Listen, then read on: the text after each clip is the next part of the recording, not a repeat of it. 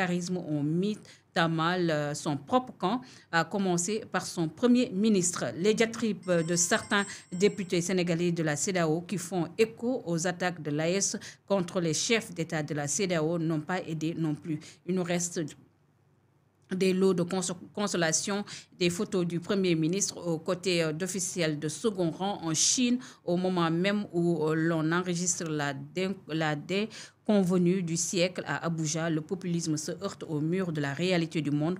L'offensive désordonnée des deux chefs de l'exécutif, tous deux absents du territoire, n'y changera rien. On est un pays dévalué. Est-ce que Thierno Alassane Sall comprendre na bu baax li nga xam ne moo nekk mode de fonctionnement CEDEAO avant rek muy pondre bi les communiqué naka nga jàngatee sax li nga xam ne moo nekk communiqué bi. waaw comprendre la ñuy wax comprendre parce que boo gisee ni mu waxee communiqué bi jàpp ne ñàkk jox gi ñu ko ñàkk jox Sénégal. gàcce la doon boo xamante ne wax ci PM bi ak président bi taxawaay bi ñu am. or boo gëstoo tuuti. boo laajee Google rek. naka la ñuy relayer ñi nga xamante ne mooy poste président dina la expliquer. mu ne la ci tur ordre alphabétique bi la ñuy demee ci turu dëkk ba. maanaam A B C D E F bu kii A jëlee pare jox ki dëkk bi commencé B def comme ñun 15 états la ñoo ñett ñi di génn nañ mu des 12 états léegi noonu lañ koy defee léegi nag bële jomaay njëkk bi jomaay war a woon njëkk jël. mu daal di bàyyi dem si leen jox jomaay Sénégal lan la moom jomaay moo war naa jël après si la ne ñu jox ko Nigéria daal di jël après ñu jox Sierra Leone. C'est par ordre. waaw par ordre la par ordre lañ koy jëlee bi Nigéria jëlee après S mu ñëw mi Sierra Leone donc N O P Q R S waaw N bi mu jëlee Nigéria après ñu dem Sierra Leone après noonu la ñuy demee di wër par ordre lay demee mais pas ci ordre boo xam ne dañ naan kii moo war a jël nangam mag parce que dañ laa xeeb doo jël parce que kii du jël ak ça n'a rien à voir ak ni mu ko développé nii maanaam comme dañuy toog ne non diw duñ la jox bu sa ay ñëwee bu la am nga sañ-sañ nag sa ay ñëw nga ne man dama am si yeneen préoccupation maanaam sama dëkk dafa jàkkaarloo benn nangam ak nangam jox naa ko keneen wala nangam ak nangam dama koy bàyyi keneen am nga sañ-sañ bi waaye ñoom amuñu sañ-sañ tey ji sa ay ñëw ñu buffi ko sa loxo ne kële lañ koy jox parce que nangam ak nangam dès l'instant yaa ngi ci biir dañuy considérer ku ko mën a jiite nga kon loolu ñuy expliquer noonu pour man incompréhension la boo xamante ne moom la am par rapport ak fonctionnement bi nga xamante ne moom la kuréel boobu di fonctionner mi CEDEAO parce que ordre alphabétique bi la ñuy topp selon les pays te loolu boo interroger woon Google léegi mu wax la ko. boo demoon Google léegi nga interroger naka lañ koy passante Google daf la koy expliquer kon pour man lii mu expliquer nii incompréhension. Il y a un monsieur sax qui se nomme monsieur Badara Pouy lui il est fonctionnaire de la CEDEAO moom indi na sax dafay aborder même sens que toi des questions précises par rapport au fonctionnement xaaral ma lire ko partager ko ñëpp nee na par devoir de vérité je travaille actuellement à la CEDEAO et je suis bien placé pour en parler. La désignation du poste de président en exercice de la CEDEAO est faite selon l'ordre alphabétique, comme nous l'avons des pays. Le président Bassirou Diomaye Faye n'a jamais été demandeur et s'il voulait le poste, il serait président lors de l'avant-dernier sommet désignant le président du Nigeria. C'est le Sénégal qui devait présider. Ensuite, la Sierra Leone. Mais le Sénégal avait demandé au Nigeria d'exécuter son mandat. Du coup, ce tour était celui de la Sierra Leone. Les chefs d'État auraient souhaité voir le président Bassirou Diomaye Faye présider la présidence en exercice, mais ce dernier a préféré laisser la Sierra Leone exécuter son tour, évitant tout malentendu. C'est le lieu de féliciter le président Bassirou Diomaye Faye pour cet acte de grandeur. Le Sénégal est un pays prioritaire pour la CEDEAO. Poste bi nga xam ne Thierno Alassane Sall def ñàkk xam la wala sax il est vraiment si benn opposition boo xam ne aussi da ciy dem nii rek à l'aveuglette wala malhonnêteté intellectuelle yaay wax wala da nga ko bëgg a jël gros plan Thierno sama xarit Thierno man joxal waxal après Abdoulaye rek Thierno photo bi dafa rafet xam nga Thierno du am photo yu rafet photo bu yàgg la bi jamono na ko ministre télécommunication photo bi yàgg na da nga wax ne léegi Thierno léegi dafa ñaaw non photo bi yàgg na entre temps jël na âge photo bi léegi nii yàgg na waaw bii moo ñëwaat topp ci ba amaat nañu gën a bees sax. voilà polémique bi mu mel ni comme vraiment polémique bu amutoon li nga xam ne moo nekk yoonam bien bu ñu xoolee explication yi nga xam ne Moustapha joxe na ko bu ñu gisee aussi ce monsieur Badara Pouye nga xam ne CEDEAO même lay liggéey wane na le pourquoi Sierra Leone président li nga xam ne moo nekk cette présidence de la CEDEAO. gis naa ne njàpp moom saa nekkatu xeer la quoi. daa sonal sama copain mais njàpp man ceux qui me connaissent savent que j'aime pas parler de personne. Mais je pense que poste bi c'est pas en fait le poste n'est pas digne du rang de Thierno Alassane. Je m'explique. Thierno a été ministre de la République.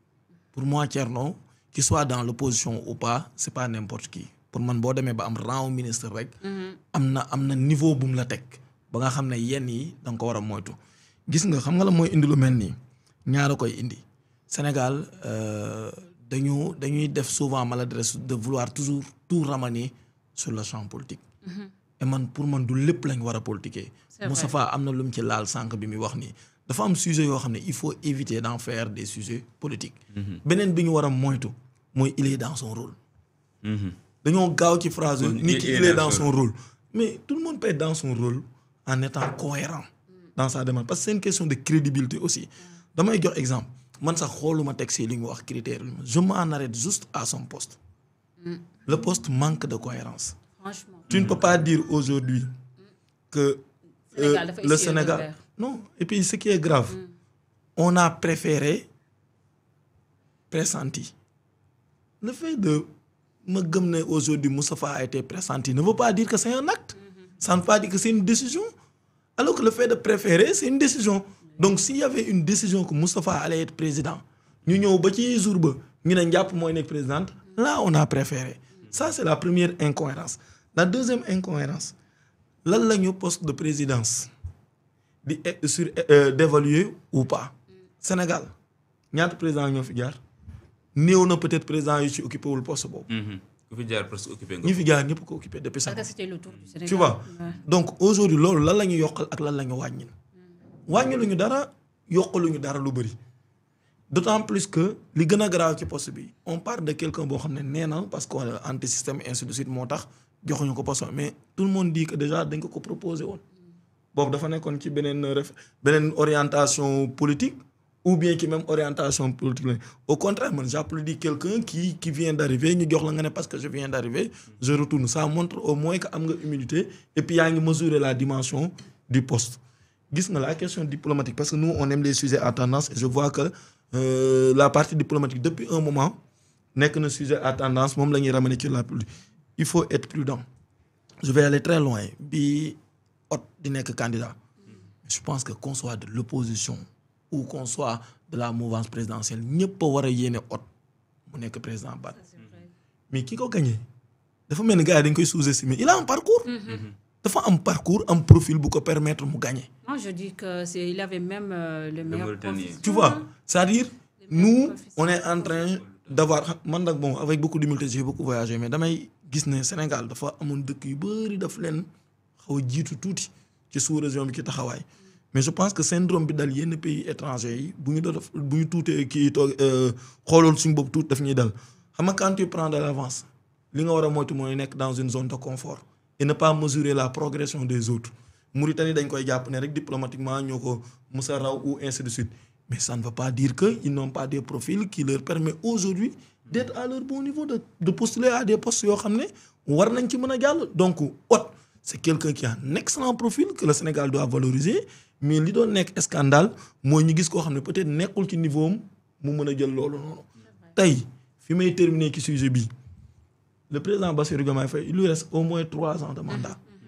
Mais il va être présent naturellement parce que turnover la amul lu ci extraordinaire chaque année dañuy changer président bu tombee ci tuuram dafay nekk président et ça ne va rien réduire aujourd'hui sur l'exposition pour man médiatique ou sous-régionale ou diplomatique du Sénégal au niveau de la sous-région ou au niveau international. Tout à fait mais Moustapha le quotidien bi nga xam ne aussi def na ko titre. Vous n'allez pas me dire que les journalistes du journal Le Quotidien wala sax Madiambal Diagne bi nga xam ne moom quotidien quotidien xamul li nga xam ne moo nekk CEDEAO nu muy doxee finalement est-ce que aussi amul un tout petit peu de manipulation pour ne pas dire benn désinformation voulue aussi. waaw mais loolu moo ci nekk ñu wax ko wala ñu bañ ko wax loolu ma ci nekk parce que man boo jël responsabilité. mais loolu ce n'est plus du journalisme. waaw mais da nga war a laajte sax laay wax. dama ne bu laajoon tey jii xam nga ki nga liir léegi nii koo xam ne CEDEAO lay liggéey la. mais tey jii la moindre des choses balaa ngaa bind dara mais demal nga gëstu ji nga laaj. man du ma ne à son niveau fi mu toll ci journalisme amul ñu mu xam ñi nekk CEDEAO. wax mbir yi naka la ñuy avancer mbir yi nu muy doxee. mais lan moo war a nga jóg kut ko kut nit ñi maanaam amuñu dara lu ñuy tekki ci àddina bi wala représenté wuñu dara donte yow xam nañ ne àndoo ak ñoom da nga nekkoon ci beneen liste. jàppale woo leen. mais yaa xayti kay booy dem bay bind nga bind loo xam ne moo méngoo ak li am. man de indiroon na ma en erreur dama ba ma demee xoolaat si laa xam ne indiroon na ma en erreur. mais non am moo tax léegi am na ci journaux yoo xam ne njàpp. faire très attention am na ci journaux yoo xamante ne waaw bu ñu bindee dara man damay daw gëstu ji. ah mais c'est vrai. waaw yàlla dinañu may ay xarit yoo xam ne ñenn ñi ngi ay inspecteur des impôts la ñu. ñenn ñi ci justice bi la ñu nekk am na ci ñu bëri man il m'arrive fi parfois ma wax dara dem ci sama messenger fekk fa koo xam ne daf may indil article ak yu nekk ne Moustapha lii ak lii da ngaa juum nii ak nii ma jàngee fa avancé. waaw noonu lay amee tamit ci côté bu nekk. bu dee CEDEAO moo ci waxee lu jub lu dëng léegi gis kenn ku ma bindaat léegi ne ma li nga wax CEDEAO du nii ak nii mais nga jàngaat si avancé. mais booy bind tamit noonu nga war a amee responsabilité. nga dem laajte ji nga ne CEDEAO mbir mi naka lay xewee. ñu ne la nii Diomaye nangam nag mais ñoom au contraire sax gis nga li fonctionnaire bi dañ ko sax félicité. parce que dañ ne moom waroon naa jëlaat bi pa mu ne noonu naa bàyyi Sierra Leone jël comme maa joxoon sama wàll. ñu ne loolu acte de grandeur la boo xamante ni ñëpp taxaw ñu tàcc ko. ñu ne ko comme yaa waroon a jël léegi naa bàyyi ku man dama joxoon sama wàll. jarul may dabu naa jox ki topp ci man rek mu jël. waaw mais ku am taxawaay boobu tey ji nga ñëw taxaw ne waa Sénégal léegi moom. camouflé li ñu subir dañ leen a gàcce. commentaire Pouy la moo ko si yokk monsieur Pouy. waaw mais moo yokk commentaire boobu. non mais xam nga mais ak lépp lu ci mënti am tey ji gindi nañu bëri te ma même bu dul woon moom man Google laa demoon interroger ji ma ne ko mbir mi naka lay xewee Google na ma espace bi nga nii demee man Google laa dem laaj yi après ci laa yem ci poste bi bi ñuy def émission sax ñu yónnee waat ma ko donc nga gis ne kon léegi information dara umpootul dara tëjootul waaw lan moo waral tey ji nga xam ne lii neneen la amee nga dem di wax leneen. waaw Thierno Alassane Tall tamit sama waa ji tamit nu mu daanoo nii tamit Moustapha. non ñàkk xam la wala non yii c'est des choses à éviter. surtout moom surtout moom. il a été ministre aussi. parce que gis nga am na fenn foo war a toll ci opposition. am na benn niveau boo war a yegg nii. dama naan yenn affaire ndaw war laa daaneel. déedéet booy bind booy def tweet dafa war a doon loo xam ne ku ko lire béton lay doon. da nga koy yëkkati nga ne lii de moom wax dëgg amul luñ ciy teggi. mais def tweet à la minute qui suit ñu wekki ko démonter ko. de fond en comble teg na le. loolu dafay jouer ci façon bi nga xam ne mu ngay opposé te baaxul. ci leader bu mu ci muntu doon arrangé ko baaxul. parce que li am solo mooy nga def tweet boo xam ne ñëpp dañ ciy jàppandu. partagé ko ne li mu wax na ñu teg ko débat. mais def dara ñu démonter ko ci saa si fi ñu toll nii boo génnaatee sax doo xam looy wax. donc pour man c'est des choses à éviter. c'est des choses à éviter am na solo. Tigresse yow même sama jàmm dama lay bloqué léegi nga xam ne dootoo mënati commentaire nga nekk foofu noonu di tooñ journaliste yi léegi ma bloqué la yow Moustapha bloqué ma Tigresse nga xam ne dafay seetaan rek du mën a commentaire. loolu dictature la de. dictature non kii dafa lakkale de femme bi bu ñëwee rek télé bi yëpp ay xam ne ñëw na bloqué ko nga xam ne du mën a commentaire non c'est juste pour rigoler. ñu avancé cette fois-ci on termine avec notre cher